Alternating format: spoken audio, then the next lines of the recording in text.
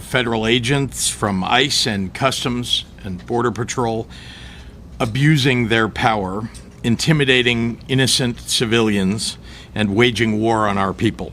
Chicago, a city of towering skyscrapers, bustling streets, and a proud immigrant history. But in recent days, its streets have looked less like a symbol of freedom and more like a stage for a showdown between federal power, state leadership, and the rights of everyday people. The reason? Immigration enforcement. For weeks, ICE and Border Patrol agents have been increasingly visible in downtown Chicago. Their presence is unmistakable. Tactical gear, patrol vehicles, officers in formation. They claim they're here to enforce federal law, but to many Chicagoans, it feels like an occupying force. And now, the situation may be escalating further. Governor J.B. Pritzker, the leader of Illinois, has issued a warning. If federal agents continue to escalate their presence, he may be forced to deploy the National Guard. Yes, you heard that right. National Guard troops on the streets of Chicago. Not for a natural disaster, not for civil unrest, but as a response to ICE and Border Patrol enforcement actions. This is the crossroads Chicago finds itself in tonight. The spark, ICE patrols. Downtown, the tension began with increased reports of ICE and Border Patrol activity in Chicago's Loop. Pedestrians started noticing clusters of agents near Union Station, Federal Plaza, and along State Street. Videos emerged of agents questioning passers-by, detaining individuals, and moving in coordinated groups. For immigrant communities, the sight was terrifying. Parents began avoiding train stations. Workers called off shifts. College students stayed home. Rumors spread like wildfire. Who were agents targeting?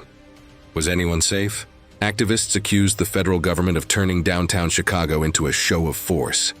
They said the point wasn't just enforcement, but intimidation, sending a message to immigrants that they were being watched everywhere, even in the heart of the city. Chicago's sanctuary city status, Chicago, has long called itself a sanctuary city. That means local police and officials do not cooperate directly with ICE on immigration enforcement. It's a policy designed to protect immigrant residents from fear of arrest during routine encounters with police. But sanctuary status doesn't stop federal agents. ICE and Border Patrol operate under federal law, and they don't need permission from City Hall to patrol the streets. That's the tension at the core of this crisis. A city trying to shield its immigrant population, and a federal government determined to flex its authority. Governor Pritzker's warning as reports of federal patrols grew louder. Illinois Governor J.B. Pritzker stepped into the debate. Pritzker has clashed with federal authorities before. He has criticized heavy-handed immigration tactics and defended Illinois' commitment to protecting immigrant communities. But this time, his words were sharper than ever. In a statement, he warned that if ICE and Border Patrol continue to escalate their patrols in Chicago, he may be forced to deploy the National Guard. The mere mention of the Guard sent shockwaves through the city. The National Guard is typically called in for natural disasters, riots, or extreme emergencies. To imagine Guard troops facing off against federal immigration agents is almost unthinkable. Yet that's the possibility Governor Pritzker put on the table. What would the Guard do? If deployed, the National Guard wouldn't necessarily confront ICE agents directly. Instead, they could be tasked with maintaining order, protecting protesters, or ensuring that public spaces remain open and safe. But the optics would be explosive. State troops in the streets of Chicago because of federal agents. It would symbolize a full-blown standoff between state and federal authority. Legal experts say such a confrontation could spark a constitutional battle. Can a state deploy troops to counteract federal law enforcement? Where does one power end and the other begin? These are questions with no easy answers. Community fear and anger. For the people of Chicago, the legal debates are less important than the daily reality. Immigrant families are living in fear. Children wonder if their parents will be home after work. Workers are questioning whether to show up at jobs near downtown. Students are skipping classes. At the same time, activists are growing louder. Rallies are forming across the city with protesters chanting, "ICE out of Chicago!" Signs call for dignity, freedom, and justice. The anger is not just at federal agents, but at the idea that their city could be transformed into a militarized zone. Residents fear that the addition of National Guard troops could escalate tensions rather than calm them. The national spotlight. This story isn't just a Chicago story. National networks are already covering it because it represents a larger struggle happening across the country. Immigration enforcement has always been controversial, but the image of ICE and Border Patrol patrolling a major American city's downtown is shocking. Combine that with the threat of National Guard deployment, and suddenly Chicago becomes the epicenter of a national debate.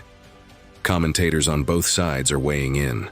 Supporters of enforcement argue that ICE is simply doing its job, and that sanctuary cities tie the hands of law enforcement. Critics say it's an abuse of power, designed to scare communities rather than protect them. Political fallout. The political stakes are massive. For Governor Pritzker, standing up to federal agents could boost his reputation among progressives and immigrant advocates, but it also risks backlash from those who believe in stricter enforcement. For Chicago's mayor and city officials, the challenge is how to balance immigrant protections with the reality of federal authority. And for the federal government, the showdown in Chicago could become a model or a warning for other cities with large immigrant populations. Voices from the ground interviews with Chicagoans show the emotional toll. A mother in Pilsen says she no longer lets her teenage son ride the train downtown. Delivery driver in Little Village says he carries his work ID and proof of address everywhere he goes, terrified of being stopped. College students from immigrant families say they feel unsafe walking past federal buildings. Meanwhile, activists vow to resist. Chicago will not be a hunting ground, one organizer declared at a rally. We will defend our neighbors with or without the Guard. The bigger picture beyond Chicago, this conflict represents something larger. It's about who controls America's cities, federal law enforcement with broad powers, or local communities that set their own values. It's about whether immigration enforcement is about safety or about fear, and it's about how far leaders are willing to go. When a governor openly talks about deploying the National Guard, it means we've entered uncharted territory.